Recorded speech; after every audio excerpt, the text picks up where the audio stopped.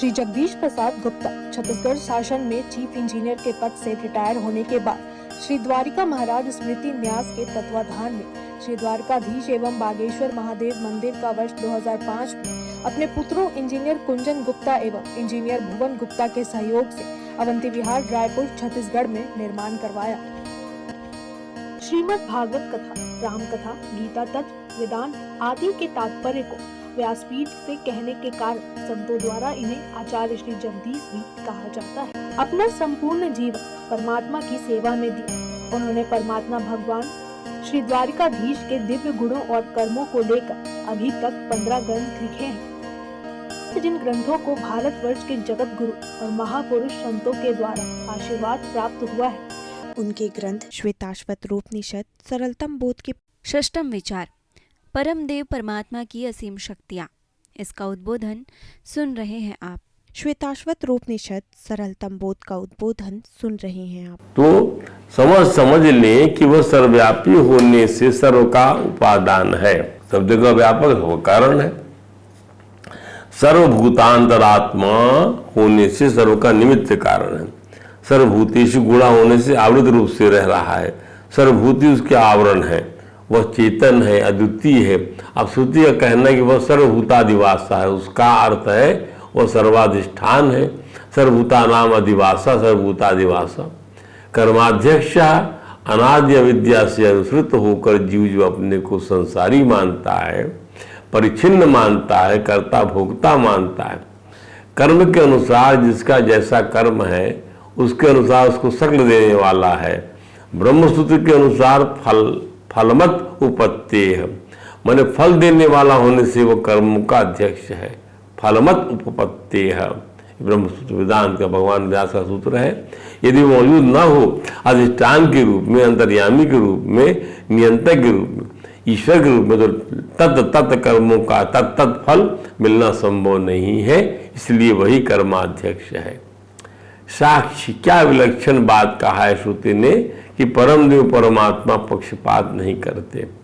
वे किसी के पक्ष के नहीं है, उनकी संज्ञा पक्षी की नहीं है, वे तो साक्षी हैं। साक्षात ईशते इति साक्षी है, साक्षात ईशते इति साक्षी है।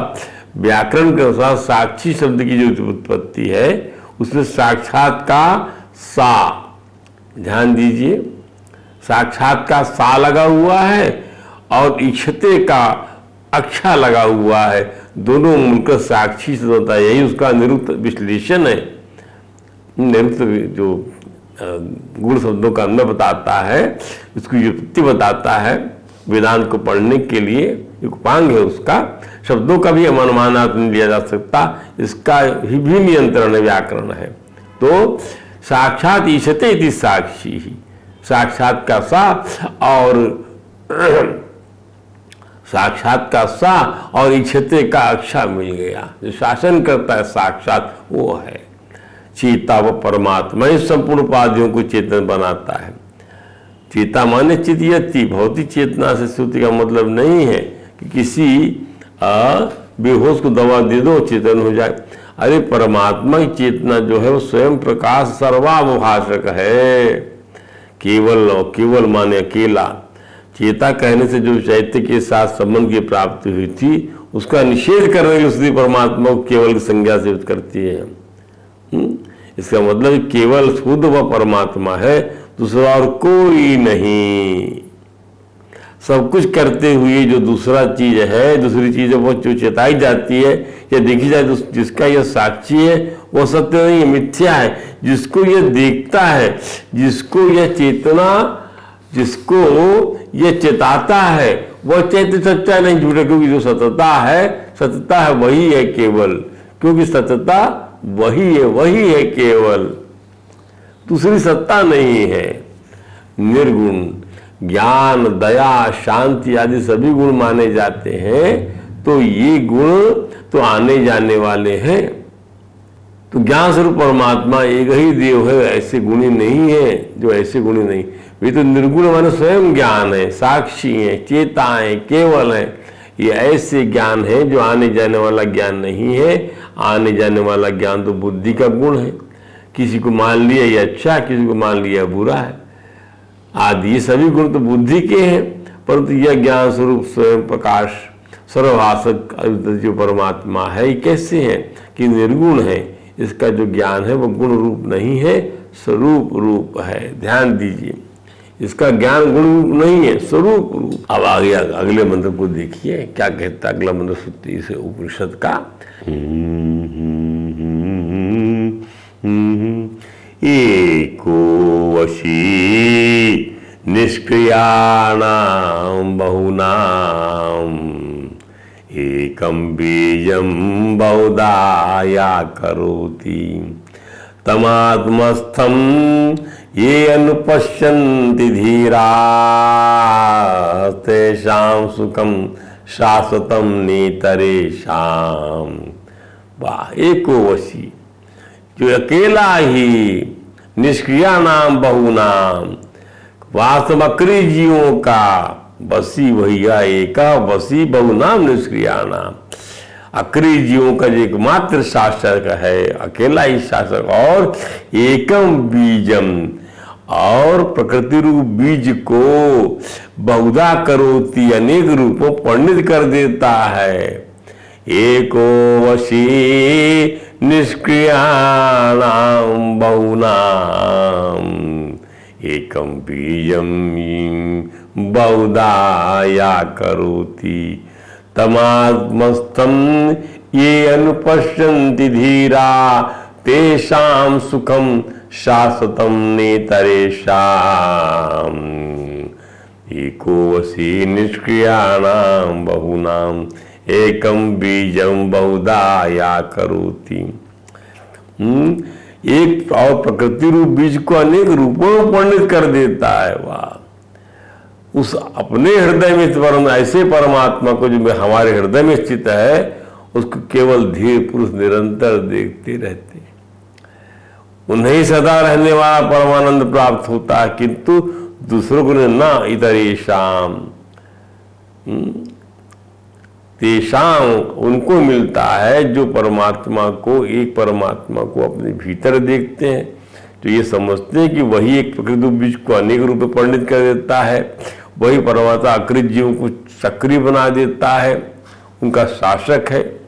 अब ध्यान दीजिए, तो सर्वभूतांतर आत्मा माने सब प्राणियों का अंतर्यामी तथा एकम रूपों माने अपने ही एक अद्वितीय रूप को।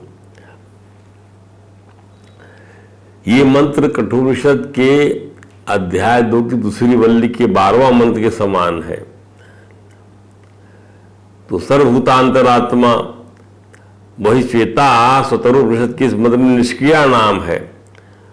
तो कठोपनिषद के मंत्र की दूसरी पंक्ति में एकम रूपम और यहां है एकम बीजम, तो शेष दो पंक्ति जो है जैसी है।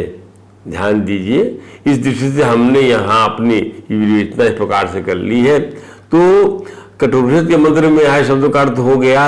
अब श्वेता स्वतरोपनिषद के यहाँ उद्धृत 12वें मंत्र में निष्क्रिया नाम माने वास्तव में अक्रिय जीवों का, और एकम बीजम माने एक परमात्म रूपी बीज को। हम कह सकते हैं कि सर्वभूतांतर आत्मा में ही निष्क्रिया नाम भी सन्निहित है, और एकम रूप में जो रूप में जो शब्द आया है वो परमात्मा के लिए आया है। इसी प्रकार उद्धृत मंत्र में यहाँ पर बीज शब्द परमात्मा के लिए आया है, एकम बीजम बहुधा करोति। तो गीता भगवान कहते हैं सर्व योनिषु कौन्तेय मूर्तया संभवन्ति याः। जितने किस्म की योनियों में जितने आकृतियां गढ़ी जाती है परम प्राणियों की, जितने सारी पैदा होते हैं सब पुण्य योनियों में, मैं उसका जो है वह जो उसका बीज पद पिता हूं मैं, माने मेरा बीज है और प्रकृति जो है योनि है, मूल प्रकृति। तासाम ब्रह्म महद योनि। अब हम एकम बीजम बहुधा करोति व्याख्या कर सकते हैं, तो यहाँ स्मृति का मंत्र आया है।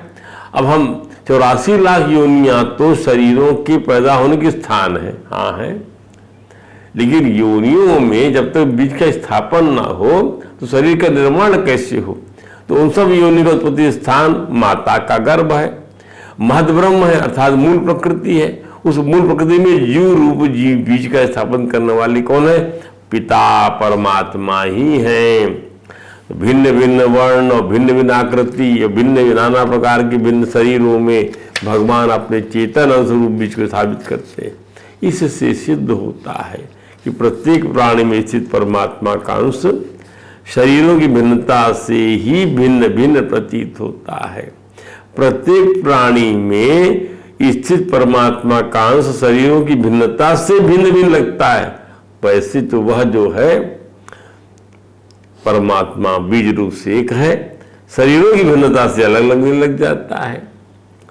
जैसा कि यहाँ कह रहा है एकम बीजम बहुधा यह करोति, वास्तव में संपूर्ण प्राणियों में एक ही परमात्मा विद्यमान है। शरीर की आकृति से वह जो है अलग दिखने लग जाता है। जैसे बल्ब का यदि कांच रंगीन हो तो फिलामेंट वैसा दिखने लग जाता है। सिमिलरली स्वामी राम सुखदास जी गीता के प्रकार विद्वान कहते हैं कि इस बात को एक दृष्टांत से हम समझ सकते हैं। दृष्टांत सर्वांश में नहीं घटता, कुछ अंशों में घटता है, तथा बुद्धि को दृष्टांत के नजदीक ले जाने में सहायक है। वो बुद्धि को ले जाने में सहायक है दृष्टांत। क्या है यदि कपड़ा और पृथ्वी दोनों में एक ही तत्व की प्रधानता है। कपड़े को अगर जल में डाला जाए तो जल के निचले भाग में जाकर बैठ जाता है गीला होकर बाई वेट। तो कपड़ा ताना, लंबा धागा ताना बोलते हैं और आड़े धागे बाना बोलते हैं। ताना बाना तो आप महिलाएं जानती हैं, जब वो बुनती हैं किसी चीज को तो ताना और बाना वही बनाया जाता है। वही प्रिंसिपल से बड़े बड़े कपड़े बनते, बड़ी बड़ी मिलों का वही प्रिंसिपल है, ताना और बाना। प्रत्येक ताने और बाने के बीच में एक छिद्र रहता है। ताना और बाने में छोटा, अब कोई स्वेटर देख लीजिए या कपड़ा ही देख लीजिए, उससे पानी निथर जाता है, मतलब बहुत बारीक सा छेद रहता है। तो कपड़े में ऐसे अनेक छेद होते हैं, ऐसे ऐसे विजिबल नहीं होते। जल में रहने से कपड़े के संपूर्ण तंतुओं में और अलग अलग छिद्रों में जल भर जाता है। कपड़े को जल से बाहर निकालने पर भी उसके तंतु और असंख्य छिद्रों में एक ही जल समान रीति से परिपूर्ण रहता है। इस दृष्टांत में कपड़ा क्या है? प्रकृति है। अलग अलग असंख्य छिद्र क्या है? शरीर है। कपड़ा प्रकृति मान लीजिए और असंख्य छिद्रों को शरीर मान लीजिए, और कपड़े तथा उसके छिद्रों में परिपूर्ण जल परमात्मा तत्व है। कपड़े और उसके छिद्रों में, छिद्र क्या है? शरीर है, और कपड़ा क्या है? प्रकृति है। तो संपूर्ण जल भरा हुआ है असंख्य छिद्रों में।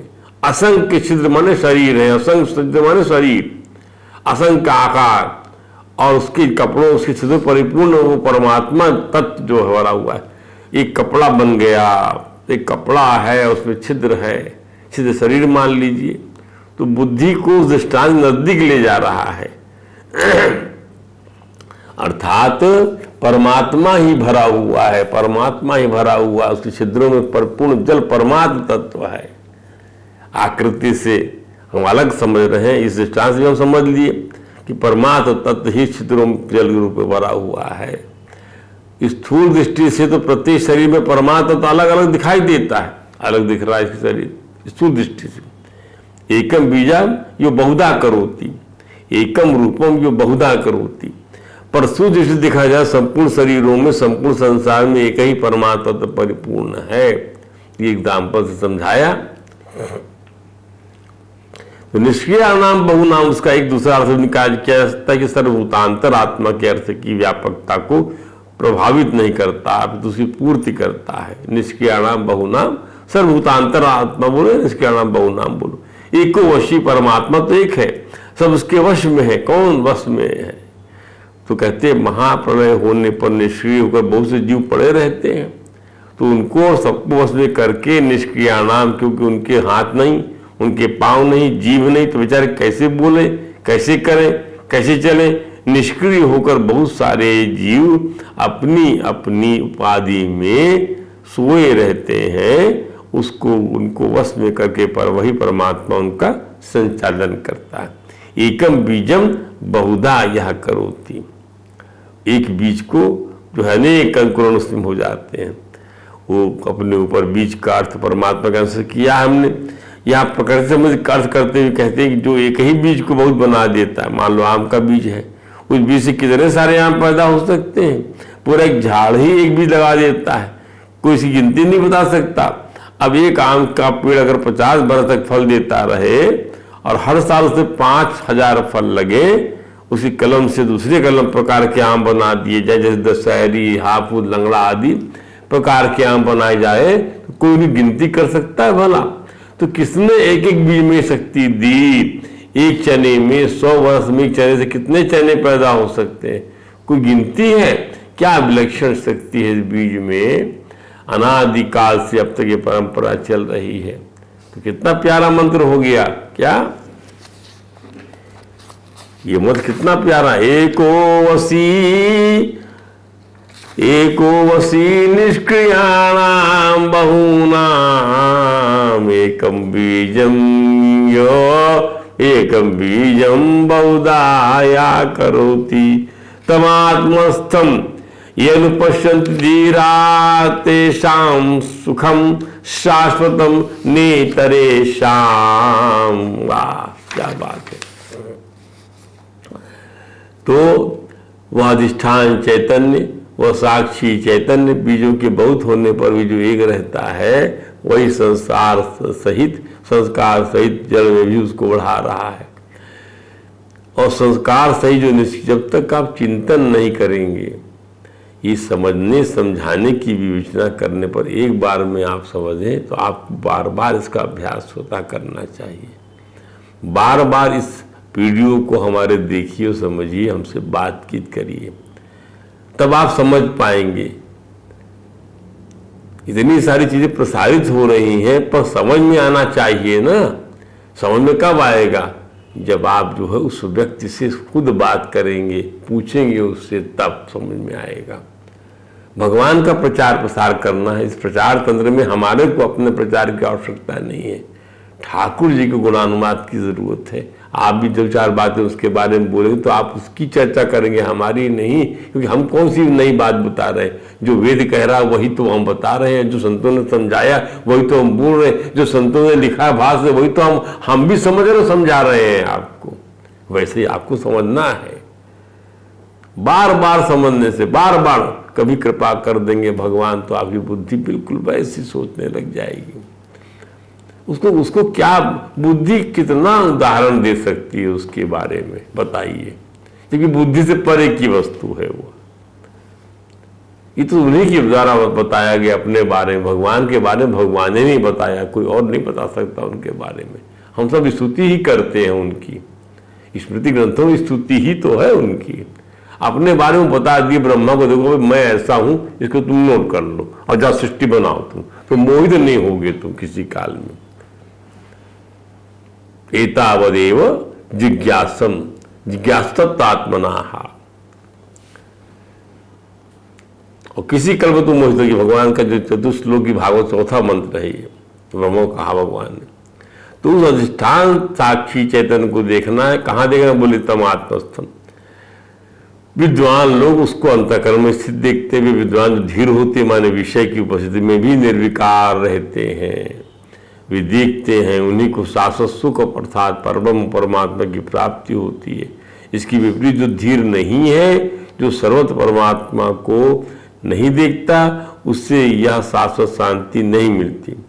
जो परमेश्वर एक है, सबको अपने वश में रखने वाला है, समस्त भूतों का अंतरात्मा है, और जो स्वयं एक रहता हुआ ही अपने अचल शक्ति के द्वारा उस एक रूप को अनेक प्रकार कर लेता है, उस परमेश्वर को जो धीर पुरुष अपने आत्मा में बुद्धि में सिद्ध देखता है, अर्थात ब्रह्म और आत्मा की एकता का अनुभव करता है, उन्हीं को नित्य सुख की प्राप्ति होती है, अन्य को नहीं।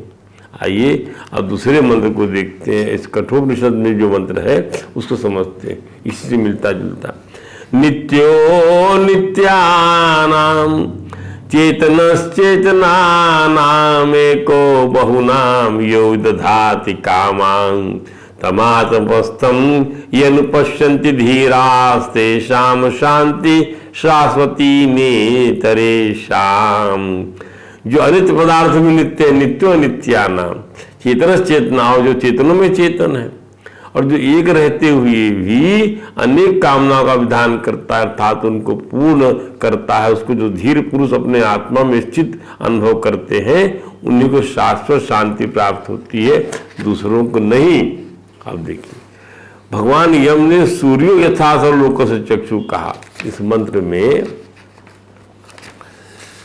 सूर्य को केंद्र में रखकर ही दृष्टांत प्रतिपादित किया गया कि वह सबकी आंखों को प्रकाश देता है, परंतु किसी की भी आंखों के दोष में संलिप्त नहीं होता। आपको मोतियाबिंद है तो उससे वो संलिप्त नहीं, उसको मोतियाबिंद नहीं है सूर्य को।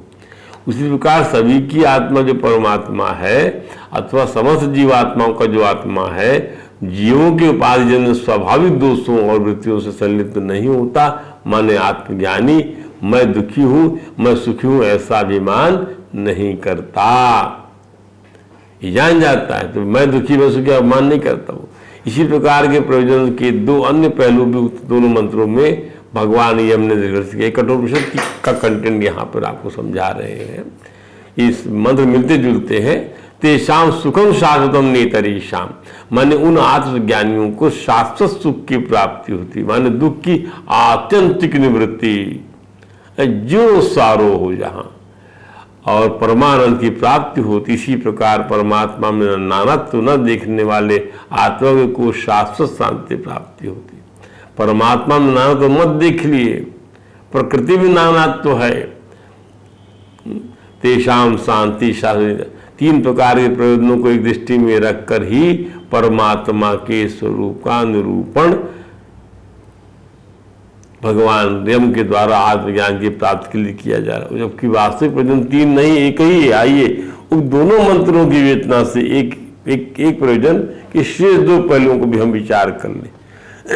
एक माने क्या, सबसे पहले हम एक शब्द की विवेचना करना चाहते हैं। हमने जो ग्रंथ लिखा है कठोर सरलतम बोध, उसमें मंत्र की सिमिलरिटी है, उसको लेके यहाँ कुछ बातचीत की है आपसे हमने। सबसे पहले हमें ये समझना कि माया विविध रूप वाली है। माया बहुरूपया, बहुरूप युवा भाती, माया बहुरूप, माया की बहुरूपता से बहुरूप वाला भासता है। वो प्रकृति अनेकताओं से भरी है, परमात्मा तो एक है। एक का अर्थ है कि जो अनेक में व्याप्त हो।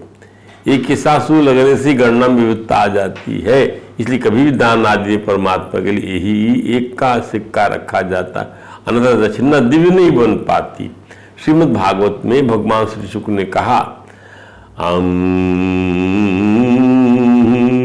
आत्म मायामृते राजन परस्यानुभव आत्मनाम ना घटेत अर्थ संबंध स्वप्न द्रष्टुरिवंजसा बहुरूपया भाति माया बहुरूपया रममाणो गुणेषु अस्याम ममहमिति मनते। स्वप्न में जो कुछ देखा जाता है उन दृश्यों का देखने वालों से कोई संबंध होता है क्या?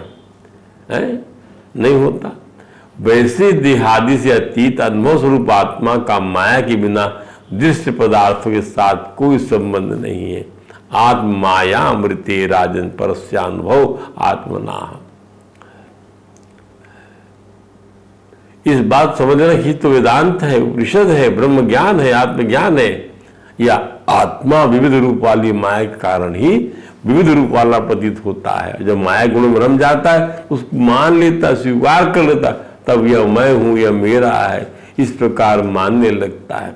परमात्मा ने अपने एकत्व के बारे में, अपने अद्वितीयता के बारे में खुद ब्रह्मा जी को बताया सृष्टि के आदि काल में। अहमेवा समेवाग्रे नान्यत यत्सदसत् परम पश्चादहम यदि तच्छा यो वशिष्येत सो अस्मि हम। सृष्टि के पूर्व केवल मैं ही एक था, मेरे अतिरिक्त अन्य कोई दूसरा न स्थूल था न सूक्ष्म था, न इन दोनों का कारण ज्ञान था।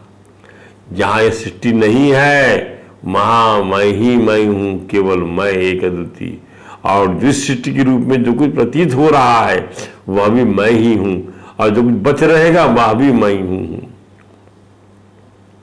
यदि कुछ भी स्थूल या सूक्ष्म है उस एक परमात्मा के तो ऐसा मालूम होना ही अज्ञान है। यदि कुछ भी स्थूल या सूक्ष्म है उस परमात्मा के, परमात्मा की कुछ और लग, तो ऐसा मालूम होना ही अज्ञान है। अब तो जब आत्मज्ञान होता है तो अज्ञान निरस्त हो चुका होता है। ब्रह्म परमात्मा के अतिरिक्त कुछ भी बोध नहीं होता। भगवान ने ब्रह्मा जी को ज्ञान दिया, वही तो ब्रह्म ज्ञान।